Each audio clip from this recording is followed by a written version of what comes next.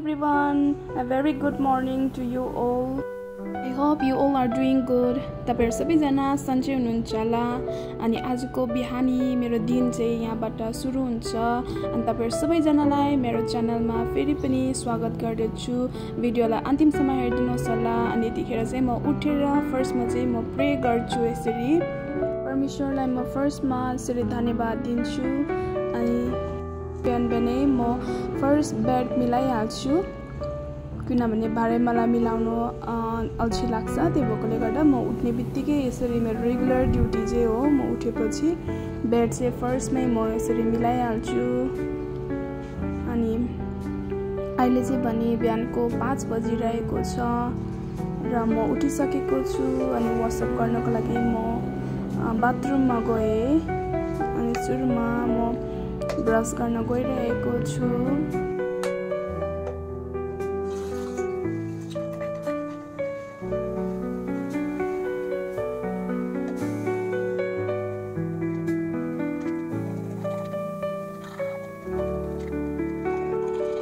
Brush पनि गरिसके अब भने चाहिँ म स्किन रुटिन गर्न गइरहेको छु। स्किन केयर फर्स्टमा चाहिँ छ भाइटामिन सी को फेस वास अनि भाइटामिन सी को फेस वास चाहिँ एकदमै राम्रो लाग्छ मलाई। अहिले प्रोडक्टहरु सबै म भाइटामिन सी को नै युज गर्दैछु।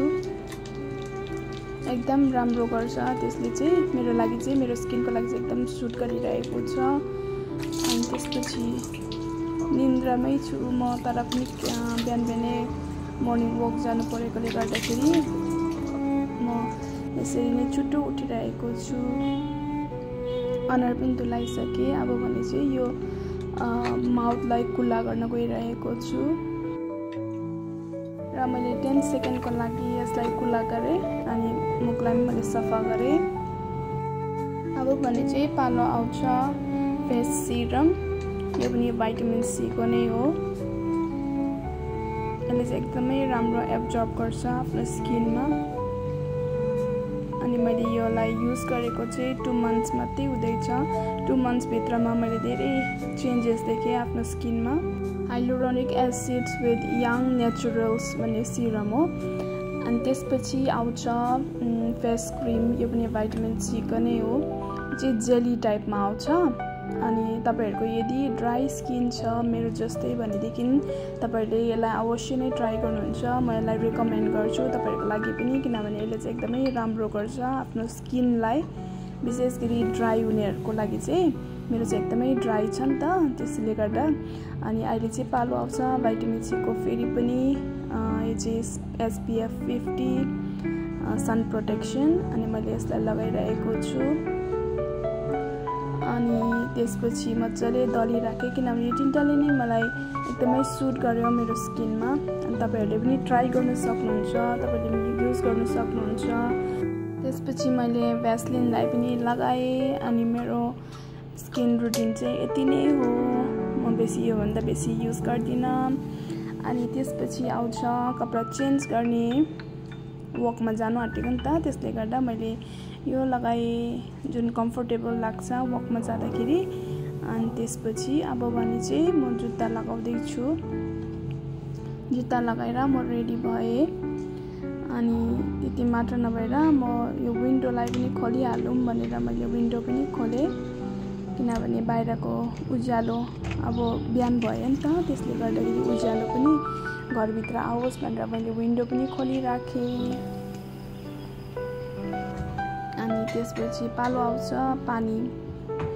तातो पानीलाई खाएर चाहिँ म वकमा जान्छु जहिले पनि अनि सुरुमा चाहिँ 2 ग्लास पानी पिएर अनि म सिडीबाट नै जाँदैछु। मेरो चाहिँ 3rd फ्लोर हो त्यसले गर्दाखेरि म सिडीबाट नै झरेँ अनि यहाँ ऐना देख्दाखेरि मैले अलिकति तपाईहरुलाई पनि देखाएँ मैले यो लगाएँ भनेर। अब भने म बाहिर निस्किसकेको छु घरबाट अनि यहाँनिर अरू बाख्रा पाकिरहेको देखेको थियो अनि त्यसले गर्दा मैले भिडियोमा पनि हालेँ। मेरो साथी यहाँ दिदी मेरो मर्निङ वक जाने पार्टनर यहाँनिर हामी निस्किन्छौँ। Good morning guys, good morning everyone. हामी चाहिँ जाँदैछु अब मर्निङ वकको लागि। तपाईँहरू कति बजी उठ्नुहुन्छ? हामी त 5:30 मा उठ्छु। 5:30 मा उठ्दैन है? 5 बजी उठ्छु, तर 5:30 मा चाहिँ हामी वकमा जान्छु। जाँदैछु अहिले चाहिँ यस्तो छ बिहानको नजारा। घाम पनि लागेको छैन, भर्खर भर्खर उज्यालो भएको नि त, त्यसले गर्दाखेरि गाडीहरू पनि केही छैन। भए पनि हामी क्रस गरौँ रेडै छ, तर पनि ग्रिन आइताल्यो। तपाईँ पनि हामी क्रस गरौँ भनेको नि, किनभने गाडी आएको छैन नि त। गाडी पातला छ नि त, त्यसले गर्दाखेरि हामी दुईजना चाहिँ रुल्स पनि फलो गरेको छैन।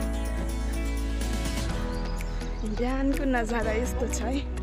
बिहान बिहान यहाँ म्याङ्गोको रुख छ, यहाँ कति धेरै म्याङ्गो पनि फलिरहेको छ। ठुलो भइसक्यो नि म्याङ्गो चाहिँ। बिहान बिहान है हाम्रो जग्गामा चाहिँ एक्सर्साइज गर्ने ठाउँ नभएकोले गर्दाखेरि, जिमहरू नभएकोले गर्दा मेरी बहिनीको घरकै छेउमा हामी जाँदैछौँ। यहाँ चाहिँ राम्रो छ नि त, अनि एक्सर्साइज गर्ने पनि ठुलो पार्क छ, गाडीले पनि केही डिस्टर्ब गर्दैन, अनि एकदम राम्रो छ। त्यो भएकोले गर्दा हामी चाहिँ त्यतातिर पो जाँदैछौँ। हाम्रो चाहिँ क्रियात ओनो हो जग्गा, तर यो जग्गा चाहिँ गणेटिकबा भन्छ। अनि यहाँ गणेटिकबामाको नेबर्स भन्छ, गणेटिकबा र क्रियात ओनो चाहिँ। त्यो भएकोले गर्दा त्यस्तो टाढो छैन, हामीलाई 5 मिनटमा आइपुग्छ यहाँनिर। हामी छिटो छिटो हिँडेकोले गर्दाखेरि सास पनि एकदमै फुलिरहेको छ।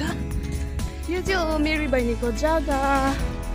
अनि यहाँ दिदी हुनुहुन्छ, यहाँ छ पार्क। अब यहाँबाट कुद्नु स्टार्ट हुन्छ। मान्छेहरू धेरै कुद्दैछ आज त, हिजो त्यस्तो भिड थिएन, आज त ठ्याप्पै रहेछ, मान्छेहरू पुरा कुदिरहेको छ। अब हामी पनि स्टार्ट गर्नेछौँ। रनिङ गर्नु स्टार्ट गरेँ। अब चाहिँ हामी चाहिँ पराइसम्म हामी रनिङ गरिरहेको छौँ। एकदम लामो छ यो बाटो चाहिँ, अनि हामी टाढैसम्म चाहिँ हामी रनिङ गरिरहेको छौँ। भ्यू एकदम राम्रो छ, यस्तो राम्रो छ यहाँनिर। यहाँ हेर्नुहोस् न, हेर्दाखेरि फुल जस्तो छ नि, लिली फ्लावर्स जस्तो छ, तर लास्टमा चाहिँ बस्ने हो। यहाँनिर हेर्नुहोस् न कस्तो राम्रो छ। ठुलो वल क्लक पनि छ, छेबोत्नुलाई 15 मिनट देखाइरहेको छ। यहाँ सानो कफी सप पनि छ। चाहिँ यस्तो हुन्छ, हावा सिरिरी आइरहेको छ, एकदम राम्रो छ। तर दिनमा चाहिँ भनेको कस्तो गरम हुन्छ। वेट नाप्ने मेसिन कति रहेछ एकदम हेर्ने छ।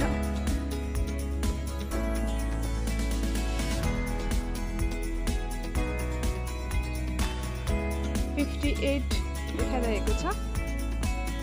पानी पनि छ, यहाँ बटन प्रेस गऱ्यो भनेदेखि यसरी पानी आउँछ। अनि यहाँ चाहिँ सब पेट्सहरूको लागि पानी धारा।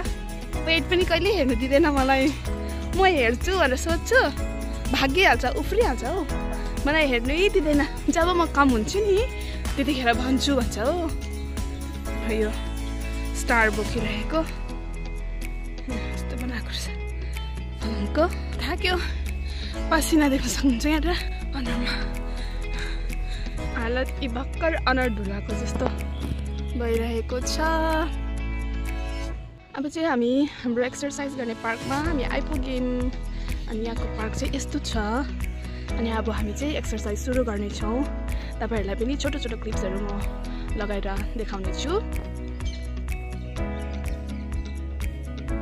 2 3 5 6 7 8 9 10. One more time. 11.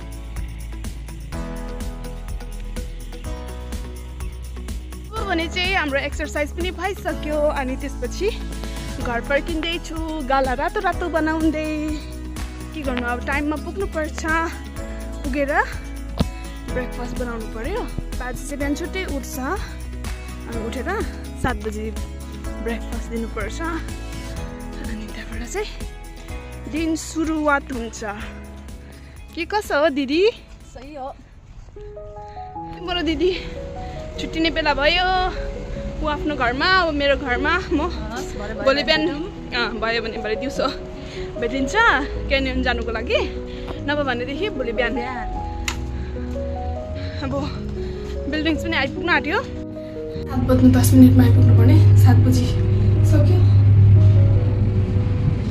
अलिकति ढिलो भएको त बाजे त अघि उठेर कफी बनाएर खाँदै रहेछ अनि मैले पनि बाजेलाई हतार हतार ब्रेकफास्ट बनाइदिएँ अनि मेरो लागि मैले ब्रेकफास्ट रेडी गरेँ यो सबै लगाएर यो चाहिँ हो चिया सिड र दुध यो सबै सामग्रीहरू मैले लगाएर मेरो लागि हेल्दी ब्रेकफास्ट बनाएँ अनि मैले यसरी नै खाएँ एकदमै मिठो भयो बिहान वक गएर आएर भोक लाग्छ नि त अनि एक बाटी बनाएर खाएँ यसमा चाहिँ सबै कुराहरू छ हेल्दी कुराहरू अनि प्रोटिन योगर्ट पनि छ त्यसपछि चिया सिड दुध यो सबै छ अलनट अनि काजुलाई पनि लगाएँ एकदमै मिठो भयो म चाहिँ बिस्तारै खानु पर्यो किनभने भिडियो एकदमै लामो हुने पर्यो त्यसले गर्दाखेरि अनि यो चाहिँ हो मेरो डेली मर्निङ रुटिन बिहान बिहान चाहिँ म के गर्छु भन्ने कुरा मैले भिडियोमा राखेको छु I hope you all enjoyed my video अनि मेरो भिडियोमा अन्तिमसम्म बसिदिनु भएको लागि तपाईँहरूलाई धेरै धेरै धन्यवाद अनि मेरो तर्फबाट धेरै धेरै माया अनि सम्झना अनि त्यसपछि अब भेट्नेछौँ हामी नेक्स्ट भिडियोमा till then stay safe stay healthy bye everyone take care